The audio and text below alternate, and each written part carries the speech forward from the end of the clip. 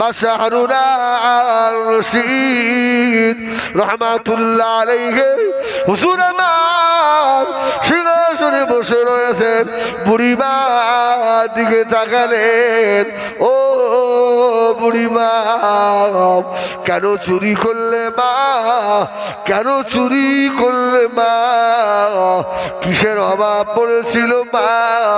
বুড়িমা জবাব দিয়েছিলেন, ও বাবা বিচারো বেয়াদবি মাফ করুন, বেয়াদবি ক্ষমা করুন।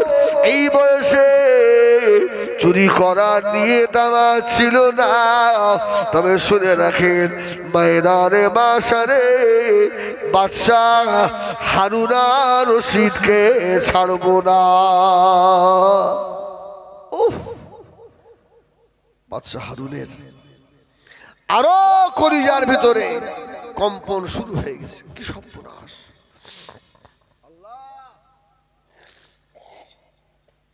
যা ভাবছিলাম ঠিক তাই। আবার বুড়িমা কি হয়েছে মা?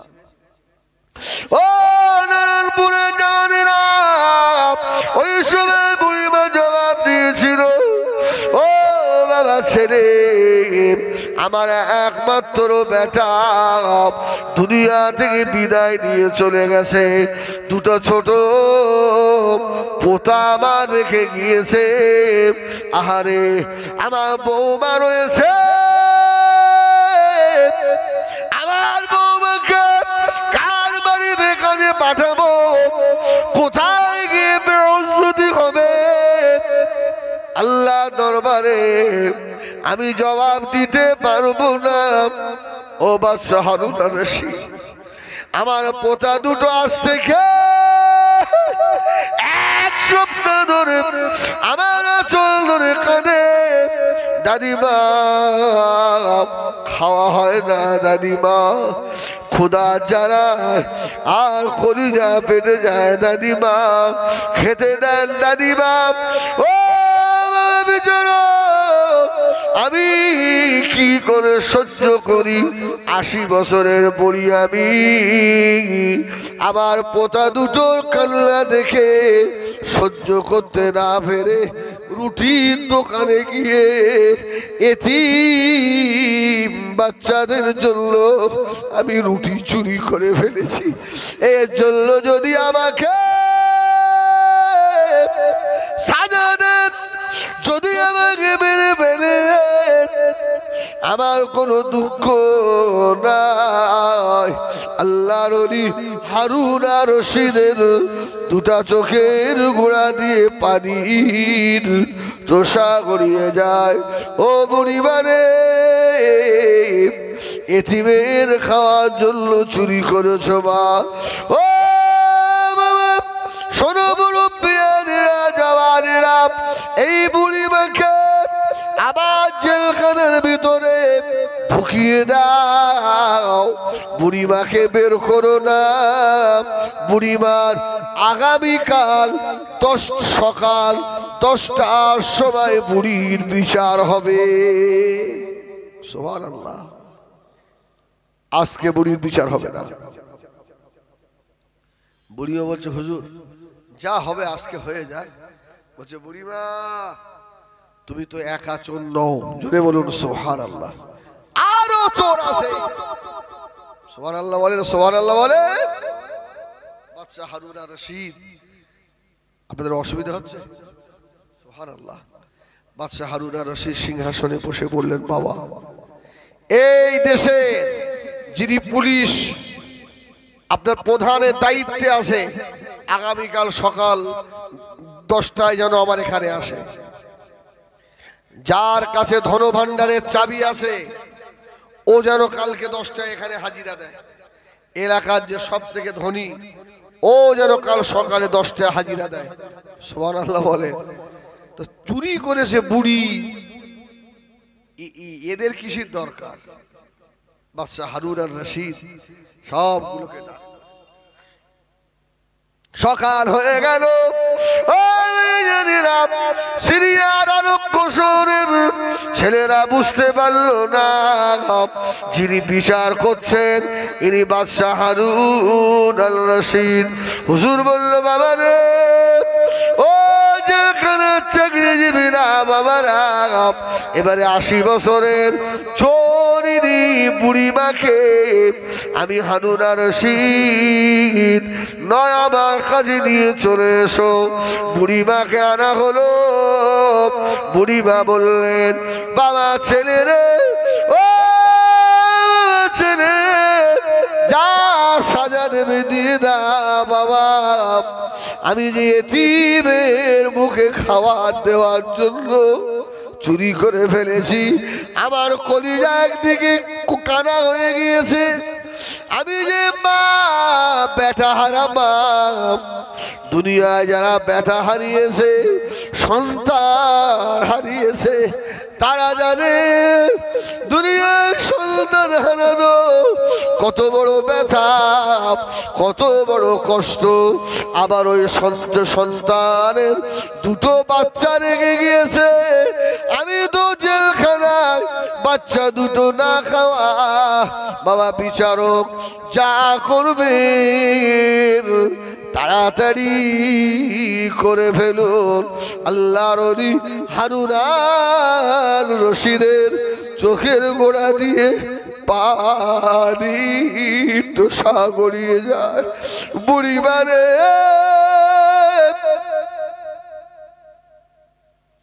দুনিয়ার আদালতে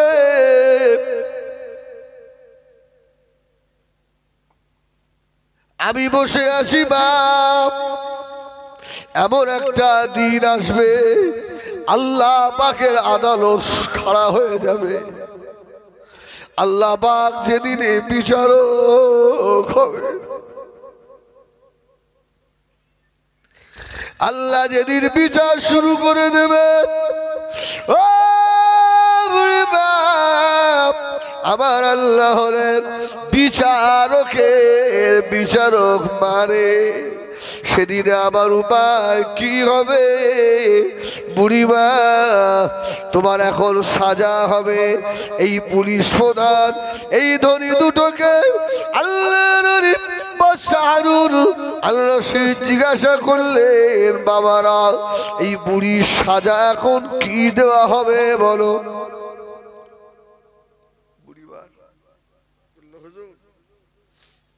বুড়ি মানুষ কি আর সাজা দেবেন?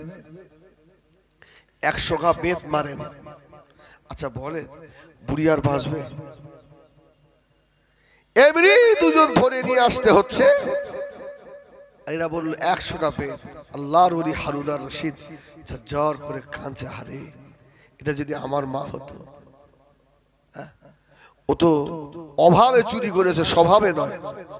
এই কোরআন শরীফে চুরি করলে হাত কাটার আইন আছে না নাই? আস-সারিকু ওয়াস-সারিকাতু ফাকতাউ আইদিয়াহুমা। চোর ধরা পড়লে হাত কাটতে হবে তো। আবু বকরের জামানায় হাত কাটা হলো, হযরত ওমরের জামানায়, আমার রাসূল হযরত ওমরের জামানায় কিছু মানুষ চোর চুরি করেছে। ওমরের জামানায় চুরি করেছে। চুরি করার পরে ওমরের কাছে রিপোর্ট এসেছে, হুজুর এই চোরগুলোর হাত কেটে দেন। ওমর বললে, এখন আর কোন চোরের হাত কাটা হবে না। ওমরের বিরুদ্ধে আন্দোলন শুরু হয়ে গেল। ও আল্লাহ নবী সাহেব, ও হযরত ওমর, আল্লাহ কোরআনে বলেছেন, আস-সারিকু আস-সারিকাতু ফাকতাউ আইদিয়াহুমা। চোর পুরুষ হোক আর নারী হোক, চোরের হাত পা কেটে দেওয়া লাগবে। হযরত ওমর বলছে কাটা হবে না। নারায়ে তাকবীর, নারায়ে তাকবীর। আওলাদে মুসাদ্দিদুজ জামান, যারা ছোট ভাই, যারা হুজুর কিবলা, নারায়ে তাকবীর। আপনারা খুশি না বেজার? খুব খুশি। আমি তো আরো বেশি খুশি, তার মানে আমার ছুটি। সুবহানাল্লাহ, আল্লাহু আকবার। শুনেন না, মাঝে মধ্যে একটু হাসবেন, এরকম করে হাসবেন। হ্যাঁ, ছেলের সঙ্গে মেয়েদের সঙ্গে বাড়ির বিবির সঙ্গে একটু হাসবেন, আর এই হাসাটা সুন্নাত। সুবহানাল্লাহ বলেন। হ্যাঁ, এটা একটু হাসবেন, সব সময় যে কাঁদবেন এটা ঠিক নয়। সুবহানাল্লাহ বল, সুবহানাল্লাহ বলো। তো সারা জীবন সুবহানাল্লাহ বলো, হুজুররা হাতে হাতে কিছু দেয়নি কি? আল্লাহু আকবার।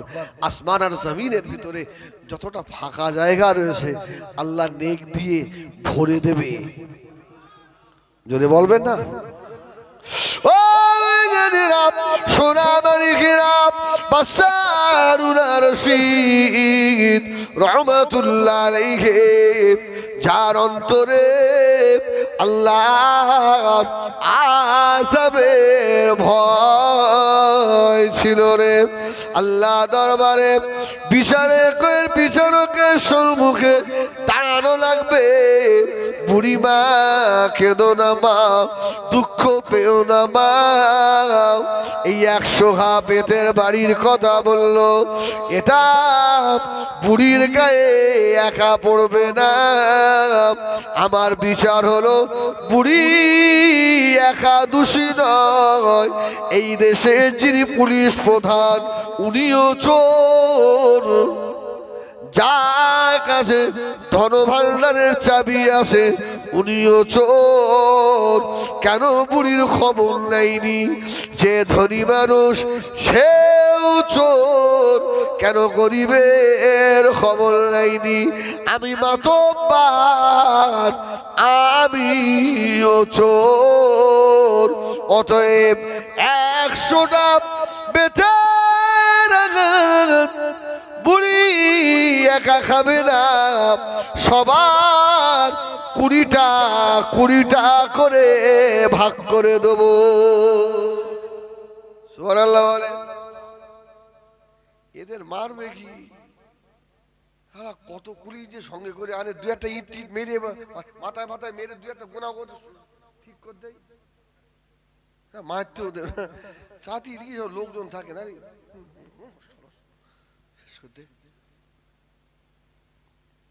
আল্লাহু আকবার।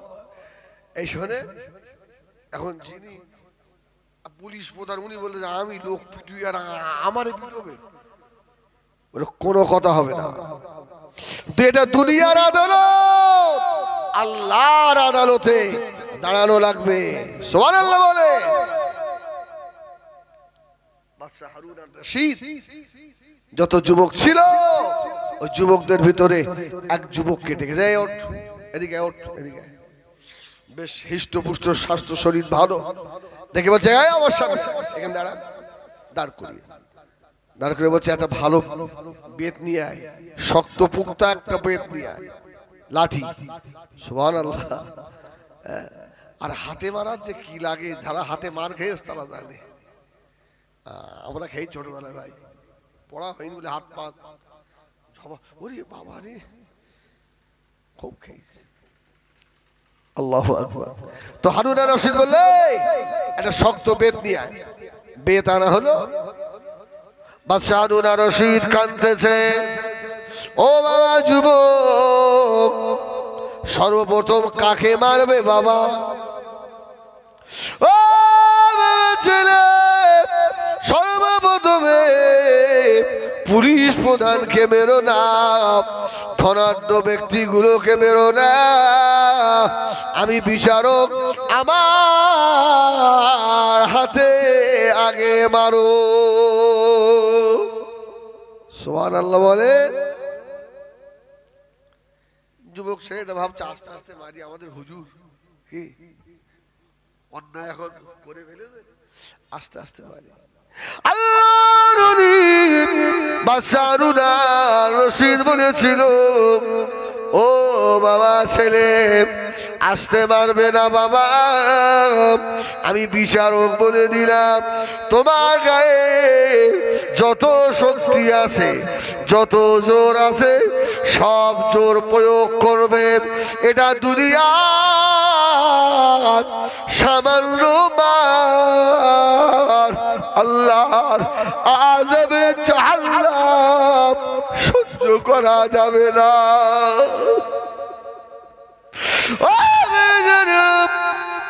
সোনা বালিকেরা এবারে বাবা ওই বেদ দিয়ে আল্লাহ নবী হযরত হারুন আর রশিদের হাতের উপরে সজোরে আঘাত করেছে বাবা। হযরত হারুন আর রশিদের হাত পেটে গিয়ে দদ্দার দদ্দার করে লাহু জ্বলতে লাগলো, খুন জ্বলতে লাগলো। বাদশাহ হারুন আর রশিদ আজ চিল্লাতে লাগলেন আল্লাহ আল্লাহ আল্লাহ আল্লাহ আল্লাহ আল্লাহ, আমাকে যেন আযাবে জাহান্নামে দেবেন আল্লাহ, জাহান্নামের আযাব সহ্য করবার মতো ক্ষমতা আমার নাই। ও বাবা ছেলে আরো 4টে আঘাত করো। আল্লাহ নবী হারুন আর রশিদের হাত পেটে গিয়ে দদ্দার করে খুন ঝরতে লাগলো। হুজুর বলল, যুবক আমার 20টা হয়ে গেছে, পুলিশ প্রধানের মারো। সুবহানাল্লাহ বলে বিচার মার। ও হাত পেতেছে, ওর হাতের উপরে 20টা। 4 জনের মারা হয়ে গেছে। 5 নম্বরে কে? 5 নম্বরে কে? ওই বুড়িমা। সুবহানাল্লাহ। বুড়ি বলছে, বাবা বাবা ছেলে যা জোরে জোরে মারছে দেখলাম, আমি তো বাবা আমি তো মরে যাবো রে বাপ। সুবহানাল্লাহ বলেন। ও মারলে আমি আর বাঁচবো বাবা? বাদশাহ হারুন আর রশিদ বললে, এই যুবক বুড়িমার হাতে 20টা মারবে, তবে মারটা জোরে মারবে না। জোরে বলুন সুবহানাল্লাহ। বয়স্ক মানুষ, আস্তে আস্তে মারো। এরা বলছে, হুজুর আমাদের মারলেন কেন? চুরি তো বুড়ি করে, আমরা মার খেয়েছ কেন? হুজুর বলল, তোরা কেন খবর নিস নি তাই বল। তাই গ্রামে যদি কোনো লোক চুরি করে, যে মেম্বার ওর ধরে আগে মারবার, ওর ধরে আগে বেরুটি হবে। বাড়ি যা দেবেন তো আজকে। আল্লাহু আকবার। আমার সোনা মানিকেরা, ও জানেরা, বিচার হয়ে গেল। বাদশাহ হারুন আর রশিদ ডাকলেন, বুড়িমা রে, ও বুড়িমা এদিকে শোমা। আগামীকাল সকালে 10টার সময় বাদশাহ হারুন আর রশিদের দরবারে যাবে, ওখানে কথা হবে। জোরে বলুন সুবহানাল্লাহ। বুড়ির আরো চিন্তা হচ্ছে যে এ তো এমনি বিচার হয়ে গেল, এইবার মনে হয় হারুন আর রশিদ আবার স্পেশাল করলেন, কি যে কপালে আসে তার ঠিক নেই। সুবহানাল্লাহ। বুড়িমা সকালবেলা ভয়ে ভয়ে বাদশাহ হারুন আর রশিদের দরবারে গিয়ে হাজির। হারুন আর রশিদ এলাকাবাসীকে সব জানিয়েছে, বাবা আগামীকাল 10টার সময় হাজিরা দেবে আমার দরবারে, বিরাট একটা বিচার আছে। বুড়ি 80 বছরের বুড়ি, ও তো টেনশনে, ওর বয়স প্রায় 90-এর কাছে চলে গেছে, যে আজকে আবার কি মারবে তার ঠিক নেই। সব বাদশাহ হারুন আর রশিদের দরবারের দিকে তাকিয়ে বসে আছে। কে বাদশাহ হারুন কেমন লোকটা বার হয় দেখি। বুড়িমা নজর পড়ে গেল, যেই না 10টা বেজে গেছে, আল্লাহর ওলি বাদশাহ হারুন আর রশিদ রহমাতুল্লাহ আলাইহি আস্তে আস্তে বার হলো। বুড়িমা অবাক, আয় আল্লাহ, যে ছেলেটা গতকাল বিচার করেছে, যার হাতের উপরে বেতের আঘাত এত জোরে জোরে দেওয়া হয়েছে, হাত ফেটে গিয়ে দাদ্দার দাদ্দার দাদ্দার করে লাহু জ্বলেছে, এই ছেলেটা অন্য কেউ নয়, এই তো সেই আমাদের বাদশাহ বাদশাহ হারুন আর রশিদ। জোরে বলে না সুবহানাল্লাহ। এই তো সেই বাদশাহ বুড়ি বাদশা হারুন আর রশিদে ধরেছে, হুজুর ক্ষমা করে দেন, হুজুর আমাকে মাফ করে দেন, হুজুর ভুল করে ফেলেছি। হুজুর বলল, বুড়িমা আজকে তোমাকে এই জন্যই আমার দরবারে ডেকে নিয়ে এসেছি। এতগুলো মানুষ, আরে তুমি না খেয়েছিলে, তোমার উপরে কত অত্যাচার করা হয়েছে। আল্লাহ তো হারুন আর রশিদকে ময়দানে হাসরে আমাকে ধরবেন, আমার জবাবদিহি করতে হবে। বুড়ি এতগুলো মানুষের সম্মুখে একটু দাঁড়িয়ে বলবে যে আমি হারুন আর রশিদকে আল্লাহর রাস্তে ক্ষমা করে দিয়েছি। সুবহানাল্লাহ বলেন। ওহ, অন্তত এই মানুষগুলো সাক্ষী রাখুক যে বুড়ি আমাকে মাফ করেছে। বুড়িমা আস্তে আস্তে উঠে বলল, বাবা এই কাণ্ড, এই ব্যাপার হয়েছিল, এতে আমাদের বাদশা হারুন আর রশিদকে আমি আল্লাহর রাস্তে ক্ষমা করে দিলাম। জোরে বলুন সুবহানাল্লাহ। হারুন আর রশিদ বললেন, বুড়িমা হাসরের ময়দানে যদি দাবি করো আমার কাছে, এরাই সেদিনে সাক্ষী দিয়ে বলবে আল্লাহ বুড়ি সেদিনে হারুন আর রশিদকে ক্ষমা করে দিয়েছিল। যদি বলবেন না একবার দরুদ শরীফ আল্লাহুম্মা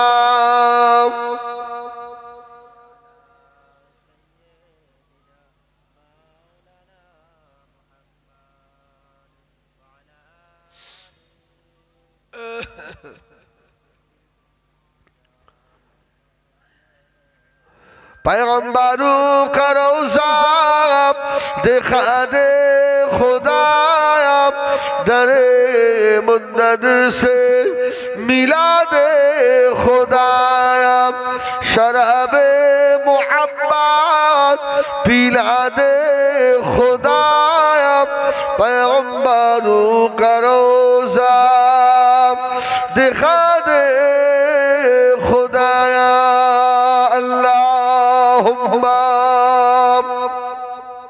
জোরে জোরে পড়ে।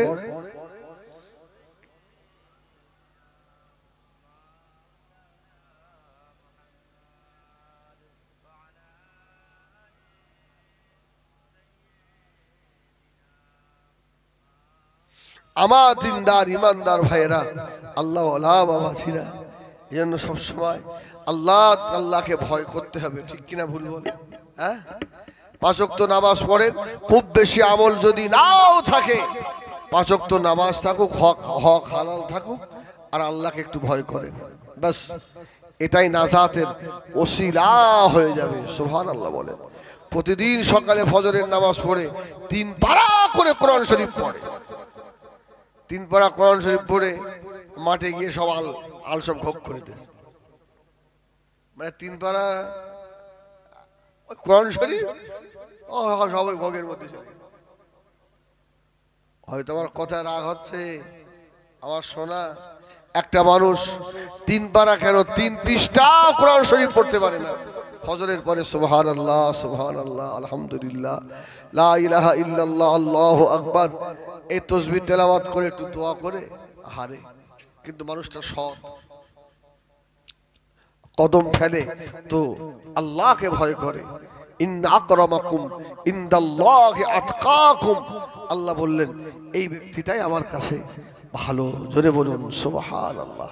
আমার ভাইরা, এজন্য খেয়াল রাখতে হবে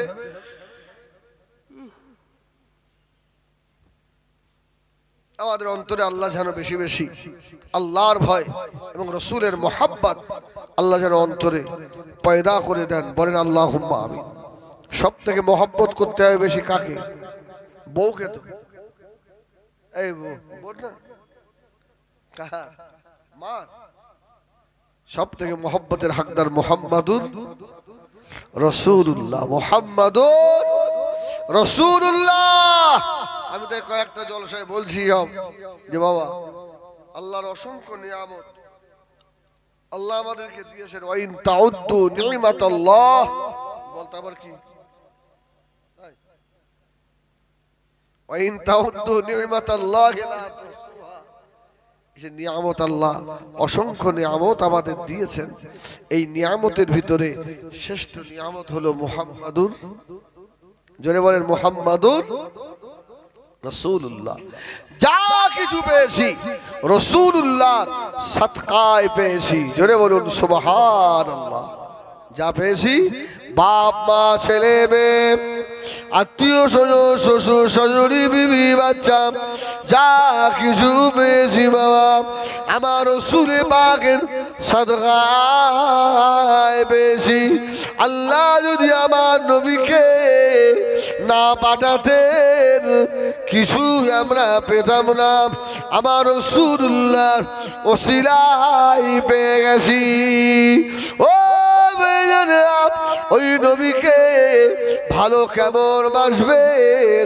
আমি হিজবুল্লাহ অনেক জলসায় বলেছি বাবা স্কুলের ছাত্রদের একটা ইউনিফর্ম আছে না নাই? আছে না? এটা অমুক স্কুলের ইউনিফর্ম, এটা অমুক স্কুলের ইউনিফর্ম, মেয়েদের ছেলেদের সব ড্রেস একরকম। পুলিশের একটা ইউনিফর্ম আছে না বাবা? হোমগার্ডের একরকম ইউনিফর্ম, যারা সিভিক ভলেন্টিয়ার এদের একরকম। সুবহানাল্লাহ। আর যারা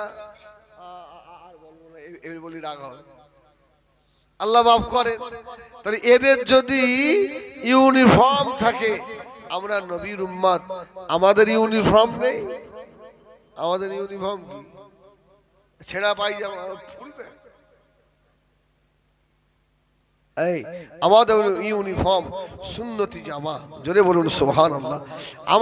আমার ইউনিফর্ম দাড়ি, আমার ইউনিফর্ম টুপি, আমার ইউনিফর্ম গোপগুলো একটু ছোট করা, দাড়িগুলো একটু বড় করা। সুবহানাল্লাহ। হাতের নখগুলো সব হনুমানের মতন রাখা, দেখি ছোট ছোট রাখা। সুবহানাল্লাহ বলে। হাতের নখগুলো হ্যাঁ সব শনিবার দিন কাটতে হয় না? এই তো শুক্রবারে কাটা, একটু গোপটোপ সাফ করা, এগুলো শুক্রবারে। আর কালু আর নিচে নামবে না, এই পর্যন্ত থাক। এবার আপনারা সব বুঝে নেন, ঠিক করে নেন, আমি আর বেশি নিচে নামবো না। সব সাফাই করা, জুম্মার দিনে নামাজের আগে যাওয়ার আগে সব পরিষ্কার করে নেবেন। সুবহানাল্লাহ বলেন। এটা সুন্নাত। সুন্নাত। আমার ভাইজানেরা, সোনাবাড়ি গ্রাম, ও জানেরা, গভীর মনোযোগ বাবা। সকলের ইউনিফর্ম আছে, মুসলমানের ইউনিফর্ম কোথায় চলে গেল? মুসলমানের ছেলেকে দেখলে মুসলমান মনে হয় না। মুসলমানের বাচ্চারা গায়ের কমের বাচ্চা চেনা যায় না। মুসলমানলে আজকে সব মুসলমান যদি এদের ইউনিফর্মটা মেরে চলতো, খোদা কি কসম, পৃথিবীর বাতিল শক্তিগুলো মুসলমানদের কাছে মাথা নত করতে বাধ্য হয়ে যেত।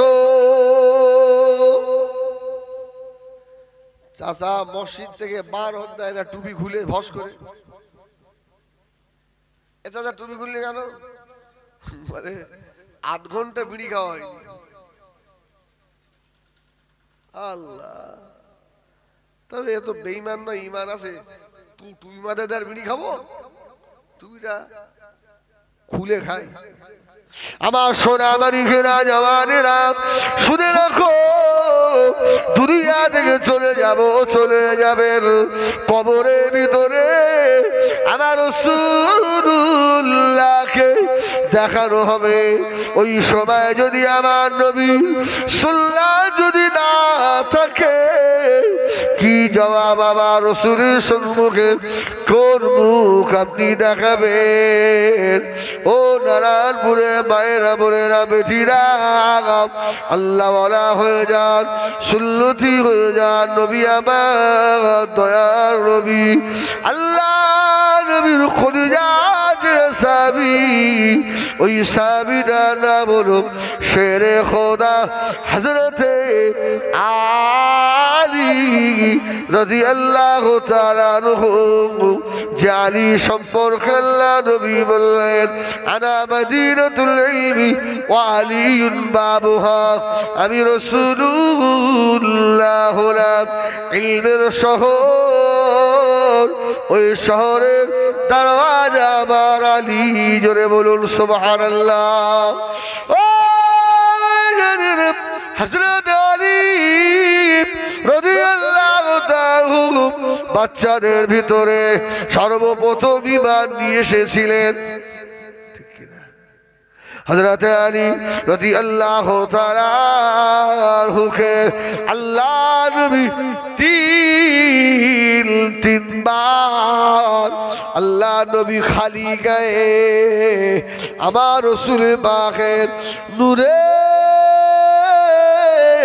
সিনা মুবারক কে সঙ্গে আলীর সিনা ঠেকিয়ে আল্লাহ নবী চাপ দিয়েছিলেন। জোরে বলে।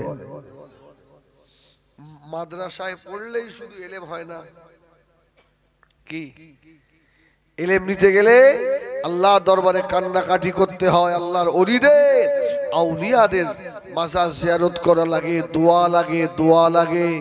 আল্লাহ যাকে তাকে এলেম দেন না, যে যার এলেম ধারণ করার ক্ষমতা আছে আল্লাহ তাকেই দেন। ফুটো পাত্রে পানি রাখলে পানি খুব থাকবে না, পড়ে যাবে। আমাদের দিকে থাকে। এই এখন দেখেন না, এখন তো ফুটো পাত্রের দাম বেশি, কিচ্ছু বলে না, কিচ্ছু বলে না। এখন ফুটো ভাড়ের দাম বেশি, তারই আওয়াজ বেশি। শিক্ষিত ছেলেগুলো মূর্খের পিছনে পিছনে ঘুরছে। একটা চাকরি দেন, একটা ছেলে চাকরি দে। বাপ গরিব মানুষ, এত লেখাপড়া শিখেছি, আর এর বাপ সারা জীবন সুদ খেয়েছে। ঘুঁটি গুড়ুনির ছেলে মোস্তানি করে এখন বড় পদে, আর বড় বড় এমএ বিএ পাস গুলো, বিএড করা ছেলেগুলো মূর্খের পেছনে পেছনে ঘুরছে। কিয়ামতের আলামত। এই সমাজে বাস পড়ে যাবেন আল্লাহর তরফ থেকে। ভাঙা ভাড়ের এখন খালি ভাড়ের আওয়াজ বেশি হচ্ছে, ফুটো ভাড়ের দাম বেশি। এটা দুনিয়ায় হবে, আখিরাতে হবে না।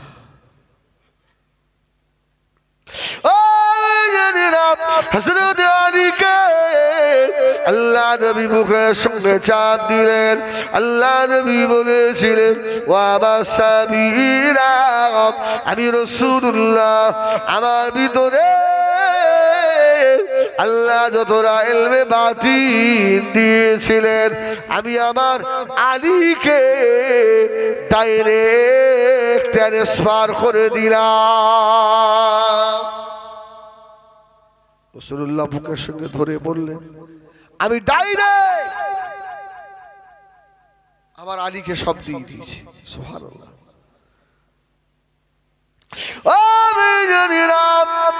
হযরত আলী রাদিয়াল্লাহু তাআলা হুজুরের একজন খলিফা ছিলেন।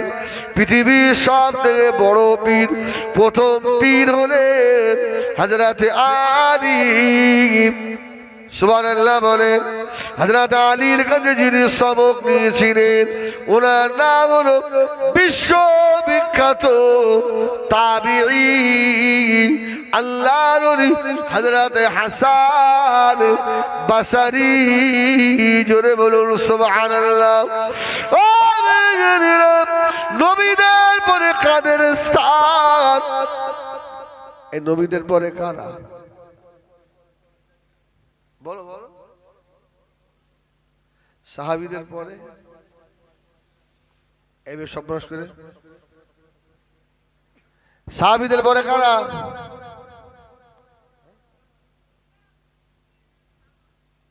তাবিঈ, তাবে তাবিঈ আছে না সব ভাগ। আল্লাহর ওলি তো অনেক দূরে। সাহাবীদের মর্যাদা আল্লাহর দরবারে কত!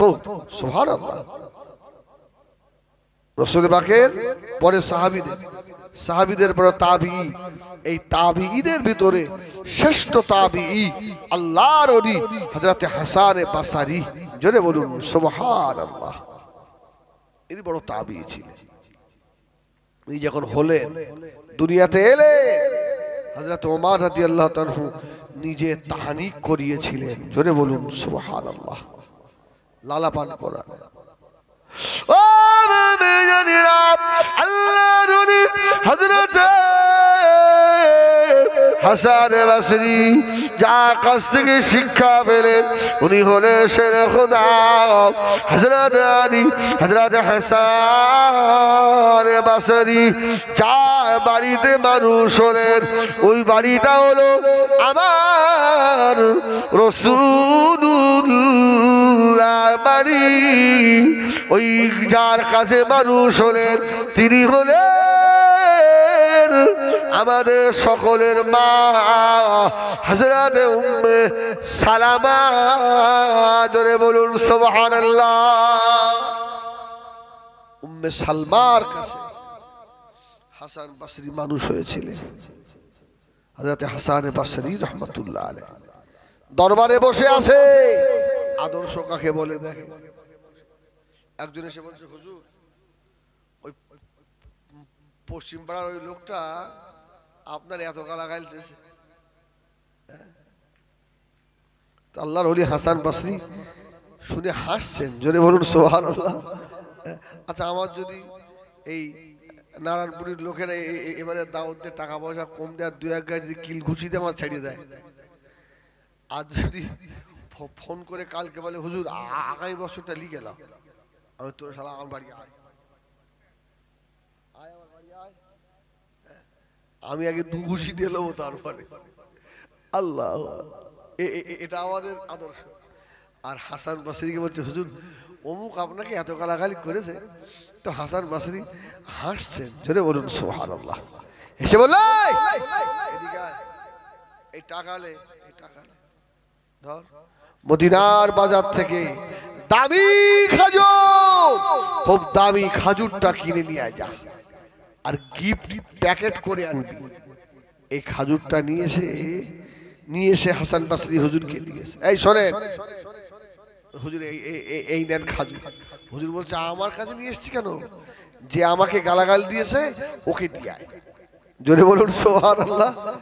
এখন যে মুরিদ বলছে, এই তো সব মনে এসে হুজুর দেখতে পাচ্ছি, শত্রু দুশ্মন গালাগাল দিল, আবার নিজের পকেটের টাকা বার করে দিয়ে বলছে মদিনার বাজারে দামি খাজুরটা কিনে নিয়ে এসে ও ওকে দিয়ে আয়। হুজুর বললেন, ও আমার দুনিয়ার বন্ধু নয়, আখিরাতের বন্ধু। জোরে বলুন সুবহানাল্লাহ। আল্লাহর ওলি হযরত হাসান বাসরি রাহমাতুল্লাহ আলাইহি হুজুরের মুরিদান আর খাজুরের প্যাকেট নিয়ে গিয়ে দাঁড়িয়ে পড়লেন, ও বাবা ছেলে, এই নাও বাবা, তোমার জন্য আল্লাহর ওলি হযরত হাসান বাসরি এই খাজুর গিফট করে পাঠিয়েছে। দুশ্মনটা বলল, বাবা ছেলে, ও বাবা ছেলে, সারাটা জীবন আমি তো হাসান বাসরি দুশ্মনী করি, হাসান বাসরিকে দেখতে পারি না, আমার জন্য কেন গিফট পাঠালো? খাজুরের প্যাকেটটা নিয়ে আল্লাহর ওলি ছুটে ছুটে হাসানে বাসরি হুজুরের দরবারে গিয়ে হাজির। এই ভাই আসছে, নারায়ে তাকবীর, নারায়ে তাকবীর। উঠে দাঁড়াও।